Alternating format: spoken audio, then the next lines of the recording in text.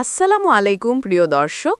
আজকের পর্বে আমরা জানব ইসলামের ইতিহাসের সেই স্বর্ণযুগের কথা, যে যুগকে বলা হয় খোলাফায়ে রাশিদিনের যুগ, অর্থাৎ ন্যায়পরায়ণ ৪ খলিফার যুগ। প্রথম খলিফা হজরত আবু বকর রাদিয়াল্লাহু আনহু।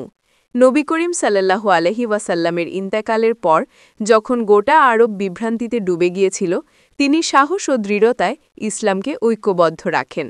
তিনি প্রমাণ করে দেন নেতৃত্ব মানে সাহস, ধৈর্য ও ঈমানের শক্তি। দ্বিতীয় খলিফা হজরত উমর ইবনুল খাত্তাব রাদিয়াল্লাহু আনহু। তার সময় ইসলাম ছড়িয়ে পড়ে পারস্য, মিশর ও সিরিয়া পর্যন্ত।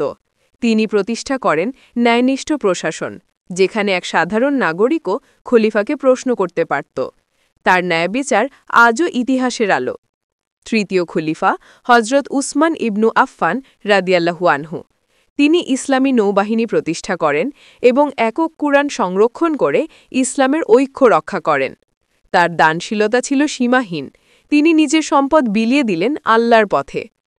চতুর্থ খলিফা হজরত আলী ইবনু আবি তালিব রাদিয়াল্লাহু আনহু। তিনি ছিলেন জ্ঞান, সাহস ও সত্যের প্রতীক। ফিতনার যুগে তিনি চেষ্টা করেছিলেন ইসলামের একতা রক্ষা করতে, আর অন্যায়ের মুখে ছিলেন অবিচল। তার কথা আজও হৃদয়ে অনুরণিত হয়।